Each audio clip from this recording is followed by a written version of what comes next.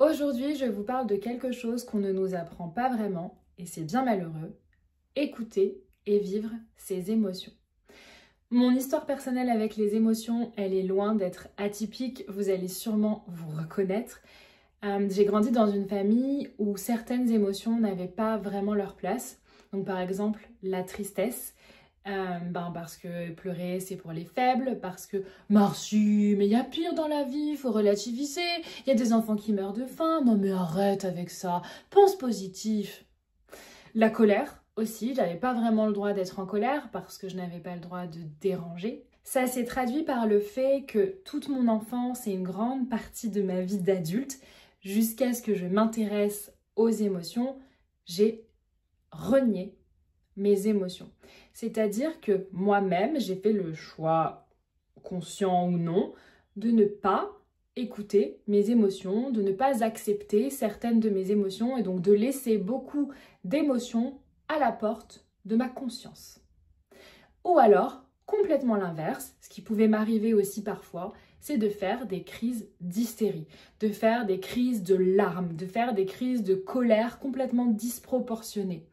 Pourquoi ? Parce qu'au bout d'un moment, elles n'étaient plus une, deux, trois émotions sur la porte de ma conscience. Elles étaient des centaines, voire des milliers. Et là, en fait, la porte, elle cède. Parce qu'une émotion, quand elle vient frapper à la porte de votre conscience, c'est parce qu'elle a quelque chose à vous dire. Et elle ne partira pas tant que le message ne sera pas délivré. Voilà pourquoi ma vie a complètement changé depuis que je sais écouter et vivre mes émotions, parce que je laisse l'émotion venir, j'ouvre la porte, je prends le message, j'écoute le message, je pose des questions si c'est pas très clair pour moi, je prends des actions, des décisions en conséquence et en fait l'émotion, elle repart tranquille. Dans cette vidéo, on va voir c'est quoi une émotion, c'est quoi son rôle, quel message elle vient nous délivrer, comment l'écouter et vivre une émotion, comment accueillir une émotion. Et puis, à la fin de la vidéo, je vous donne un exercice si vous avez envie d'approfondir. D'abord, c'est quoi une émotion ? Une émotion, ça vient du latin « mouvement ». Donc en fait, c'est une énergie qui se met en mouvement pour faire passer un message, pour délivrer un message. Elle vient nous dire quelque chose sur ce que nous vivons. Une émotion, c'est épisodique. Il y en a qui disent que ça dure 90 secondes, d'autres qui disent que ça dure 45 minutes. Bref, je ne vais pas faire le débat. Moi, en fait, j'en sais rien. Ce que j'ai envie de vous dire aujourd'hui, c'est que c'est plus épisodique chez nous. Parce que comme on n'a pas appris à réceptionner le message et à laisser partir l'émotion, on a plutôt appris l'inverse, à garder l'émotion, à faire bonne figure, à bien se comporter. Finalement, l'émotion, elle reste à l'intérieur de nous et elle reste très, très longtemps pour certaines personnes. Et donc moi, j'aime bien cette image, dire que on est beaucoup à être constipé émotionnellement. Imaginez que vous avez un tas d'émotions congestionnées à l'intérieur de vous. Et donc l'idée, c'est de ramener de la fluidité, de ramener de la circulation, d'apprendre à laisser rentrer l'émotion pour prendre le message, écouter le message pour que l'émotion, elle puisse repartir tranquillement. Vous allez gagner en vitalité et en souplesse. Essayez d'imaginer que vous partez en randonnée avec un sac à dos plein de pierres, mais chargé de pierres. Le sac à dos est méga lourd. Votre randonnée, elle va être difficile, elle va être fatigante, vous allez vous plaindre, ça va être compliqué pour vous. Et maintenant, imaginez que vous enlevez les pierres une à une, que vous vous retrouvez avec un sac à dos vide, léger. Là, votre randonnée, je pense que vous pouvez imaginer qu'elle sera beaucoup plus facile.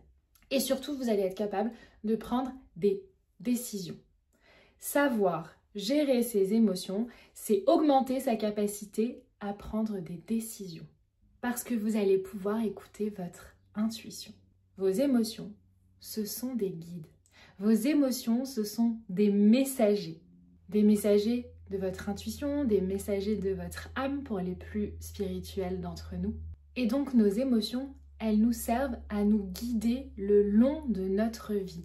Elles nous servent à prendre les bonnes décisions pour notre vie. Elles nous servent à prendre des décisions alignés à nos valeurs, à ce qui compte vraiment pour nous. Quand on est capable d'accueillir, d'écouter notre émotion, de lui poser les bonnes questions, on est capable d'en faire des boussoles. Ce que je vous propose, c'est de voir les 5 émotions primaires, de voir quel message chaque émotion peut venir nous apporter, quelles questions on pourrait leur poser et surtout comment on peut en faire des boussoles justement. C'est quoi l'invitation concrète de cette émotion? Bien sûr, ce ne sera pas exhaustif, hein. C'est une belle base, mais ce n'est pas exhaustif. On va voir la peur, la colère, la tristesse, le dégoût et la joie. La peur. La peur, elle vient vous dire « attention, danger ». Attention, danger. Réel ou perçu? Parce qu'on est bien d'accord que de nos jours, souvent, la peur, elle est imaginaire. On s'imagine des risques, ok? Donc, mais la peur, c'est ça, danger. Je ne me sens pas en sécurité. Donc là, les questions qu'on pourrait se poser, c'est quoi le danger? Quels sont les risques exactement?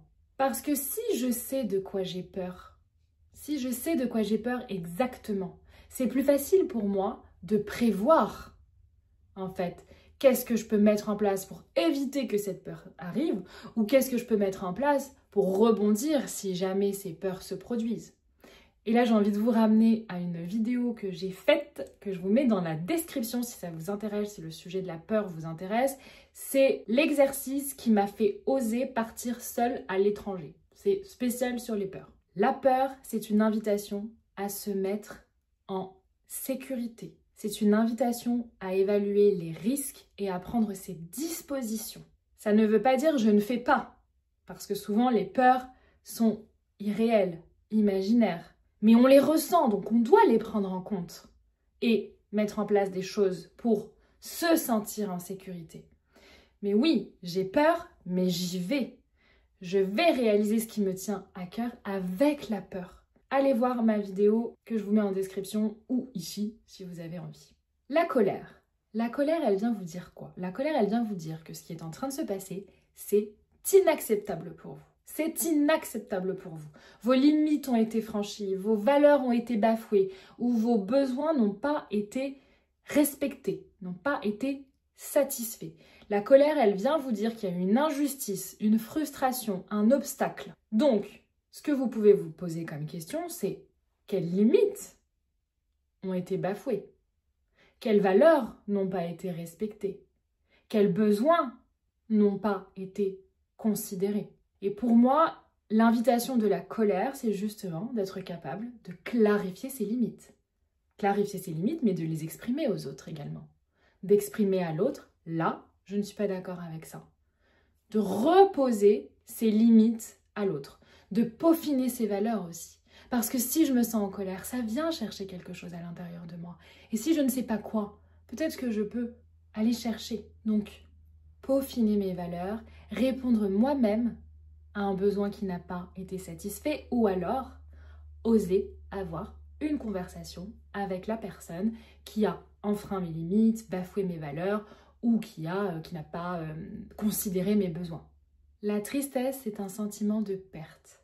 J'ai perdu quelque chose ou je suis en train de perdre quelque chose ou j'ai l'impression que je suis en train de perdre quelque chose, qu'il me manque quelque chose. La tristesse, c'est aussi peut-être un échec. Donc la tristesse, on peut se demander, c'est quoi? Qu'est-ce que j'ai perdu? Qu'est-ce que je suis en train de perdre? Ou qu'est-ce que j'ai l'impression de perdre? Ou qu'est-ce qui me manque? La tristesse, pour moi, c'est une invitation à l'acceptation, à l'autocompassion.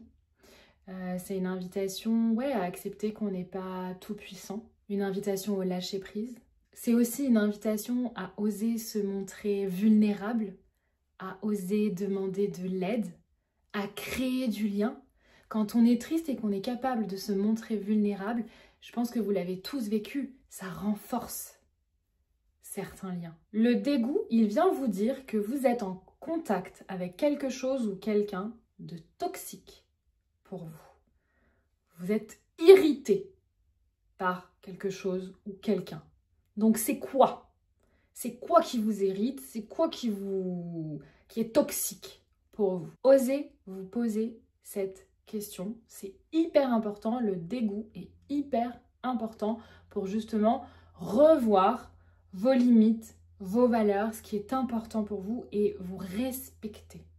Et donc l'invitation, la boussole, là ce que vous pourriez faire, c'est quelle décision vous décidez de prendre pour vous éloigner de ce qui est toxique pour vous. Parce que vous êtes la personne la plus importante de votre vie. Donc qu'est-ce que vous avez envie de faire pour prendre soin de votre corps physique, mental, émotionnel? Est-ce que c'est couper le lien? Est-ce que c'est avoir une discussion courageuse, franche? Et enfin, la joie. La joie, c'est un sentiment de bonheur, de plaisir et de satisfaction. La joie, elle vient vous dire que vos besoins sont satisfaits. La joie aussi est un super outil de connaissance de soi. Ne passez pas à côté de la joie en vous disant c'est positif donc c'est pas grave. Oui, allez quand même voir, tiens, pourquoi je suis heureuse? Qu'est-ce qui me fait plaisir? Parce qu'elle va vous dire beaucoup sur vos besoins que peut-être vous vous rendez même pas compte que vous avez besoin de ça. Et plus vous allez vous rendre compte, plus vous allez ajouter des choses qui vous permettent de satisfaire vos besoins et donc de vous sentir en joie. Donc la question que vous pouvez vous poser quand vous vous sentez en joie, c'est quels sont mes besoins satisfaits? Et pour moi, la joie, c'est une invitation à vous célébrer. Une invitation à célébrer qui vous êtes, vos réussites, vos victoires, votre parcours. Célébrez-vous dans la joie. Il y a aussi plein d'autres émotions plus complexes que je ne vais pas citer dans cette vidéo parce que ça ferait beaucoup. Quoique j'aimerais bien peut-être introduire la jalousie, la culpabilité et la honte parce que c'est des émotions qui nous pourrissent la vie, n'est-ce pas? Et que j'ai moi-même beaucoup traversé pendant ma dépression. Donc voilà, juste petite introduction sur la jalousie, la culpabilité et la honte. La jalousie, c'est l'impression que les autres ont quelque chose que moi je mérite, en fait. Et souvent, on est gêné d'être jaloux, on a honte d'être jaloux, on va parler de la honte après, on a honte d'être jaloux, on est gêné d'être jaloux, on n'aime pas être jaloux, ça nous crispe. Et pourtant, la jalousie, c'est une belle source d'inspiration pour vos désirs, en fait. C'est une belle source d'information sur qui vous êtes vraiment, ce que vous voulez vraiment. Donc quand vous ressentez de la jalousie, vous pourriez très bien vous poser pour vous demander qu'est-ce que cette personne a que j'aimerais avoir, que je crois mériter, que je veux avoir. Et peut-être soit se dire, bon, j'aimerais l'avoir, mais en fait ça va pas avec mon style de vie, j'en ai pas vraiment envie dans mes tripes. Donc je lâche prise ou alors je décide de faire un plan d'action pour avoir cette chose-là qui me fait tant envie. La honte, c'est un sentiment de dévalorisation de soi en fait, souvent lié à des normes sociales. La honte, c'est je renie des parts fondamentales de moi-même. Des parts de moi ne sont pas assez bien. Et la honte pour moi, c'est le signal qu'il est temps de s'aimer. Qu'il est temps de commencer le chemin de l'amour de soi, qu'il est temps de commencer le chemin de l'acceptation de soi et peut-être même d'aller guérir des blessures profondes. La culpabilité, c'est quand on se sent responsable de quelque chose qu'on a fait ou pas fait. La culpabilité, elle vient nous montrer là où nos valeurs et nos actions sont pas vraiment alignées en fait. Et donc, la culpabilité, c'est une invitation à se poser et à voir en fait. Où est-ce que j'en suis par rapport à mes valeurs? Où est-ce que j'en suis par rapport à mes projets de vie? Est-ce que mes actions sont alignées? Juste un gros warning sur la culpabilité, mais encore une fois, c'est juste une introduction. Peut-être que je ferai une vidéo sur ces émotions-là. Mais gros warning sur la culpabilité, le problème c'est qu'aujourd'hui, on est nombreux à avoir une culpabilité mal placée. Pourquoi? Parce qu'on a appris à faire passer les besoins et les envies des autres avant les nôtres. Donc en fait, parfois, on va se sentir coupable de ne pas avoir répondu aux attentes des autres pour soi. J'avais besoin de me reposer, je l'ai fait, mais je me sens coupable de ne pas avoir répondu aux attentes de l'autre.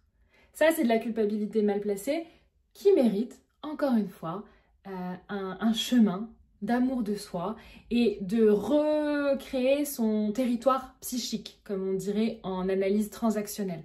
De vraiment reformer son territoire psychique et ses limites.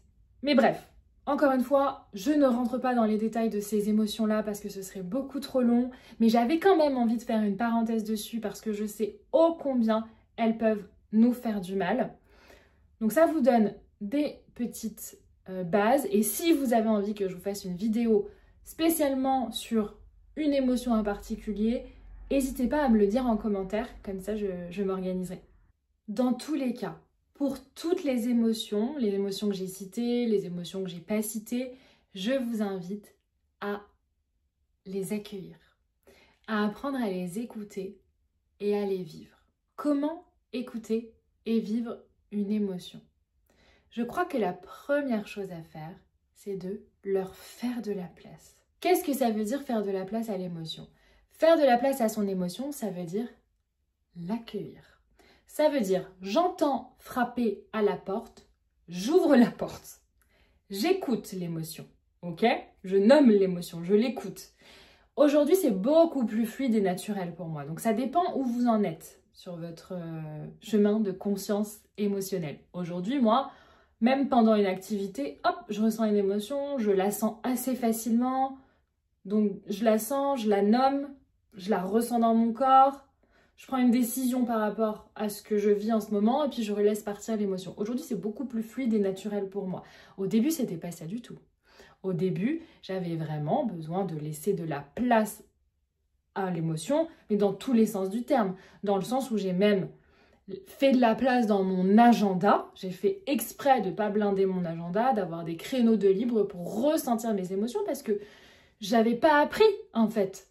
Donc, ça dépend où vous en êtes. Au début, j'hésitais pas, par exemple, à m'asseoir sur mon canapé pour ressentir l'émotion, ou à m'allonger par terre sur le sol quand j'avais envie que ce soit bien dramatique, vous savez. Mais je faisais une pause. Je faisais une pause dans mon activité pour prendre le temps de ressentir l'émotion.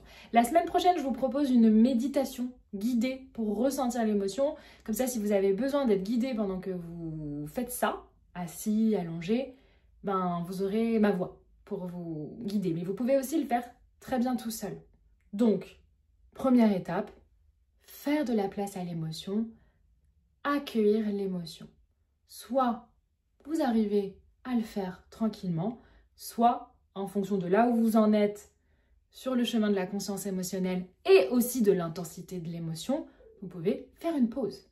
Vous posez sur votre canapé ou sur votre lit, peu importe, vous posez avec l'émotion. Et la deuxième étape, c'est de nommer l'émotion, de reconnaître l'émotion, de bien vous demander c'est quoi que je ressens en fait.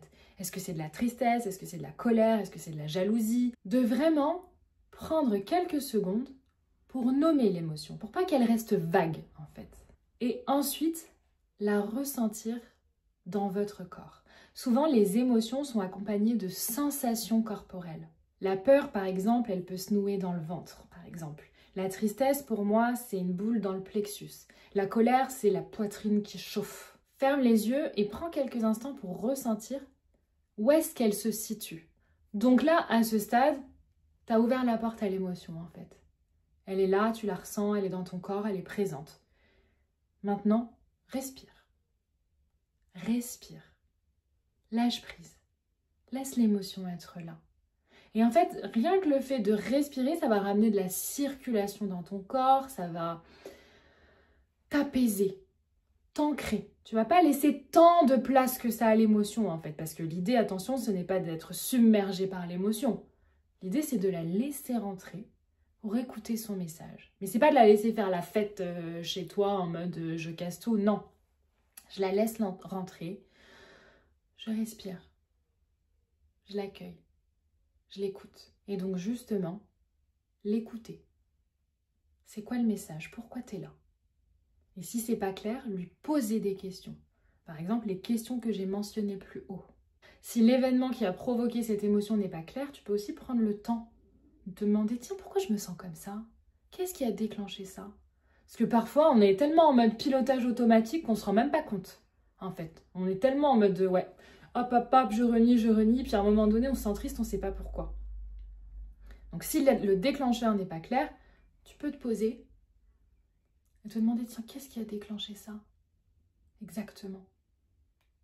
Et ensuite, tu peux prendre une action ou une décision, puisque c'est ce que l'émotion t'invite à faire finalement.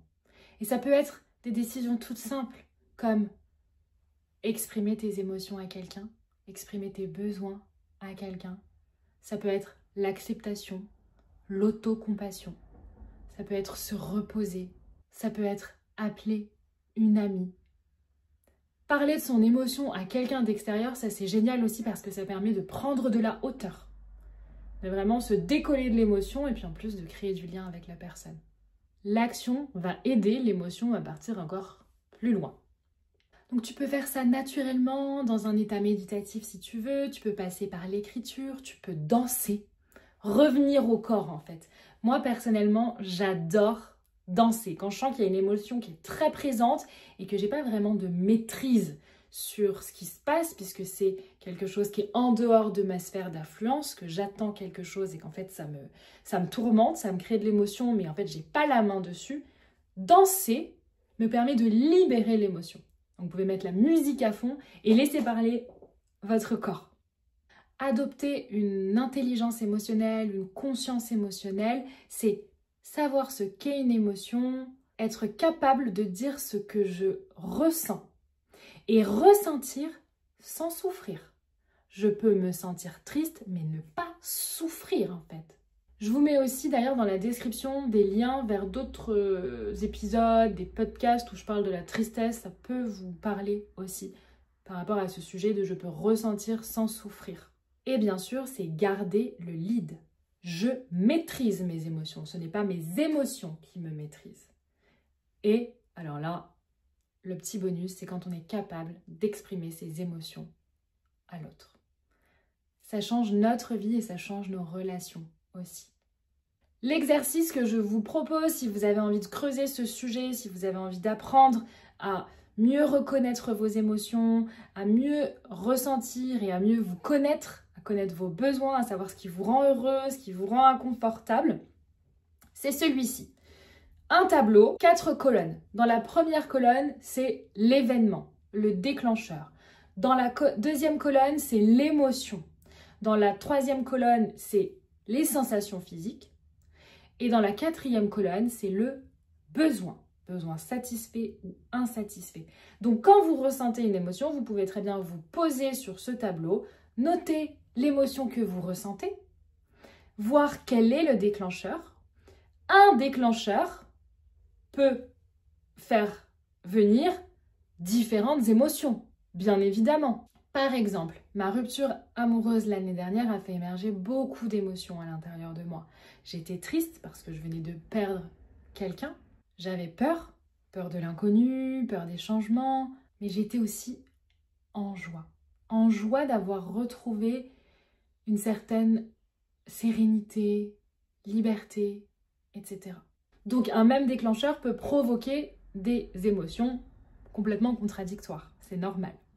Donc, déclencheur, émotion, sensation physique. Pourquoi sensation physique? Parce que plus vous allez être conscient de votre corps, plus vous allez reconnaître rapidement l'émotion qui émerge, en fait. Et quel est le besoin satisfait ou insatisfait? Quand vous n'avez pas la réponse à une question, c'est complètement ok, c'est complètement normal, c'est pas grave, mettez juste un point d'interrogation. Vous envoyez un message à votre psyché de « je sais pas, mais je suis curieux, j'investigue justement, je suis sur ce chemin de je veux savoir, je veux mieux me connaître et j'ouvre la question en fait. » Et si tu veux aller plus loin, tu peux rajouter 2 colonnes.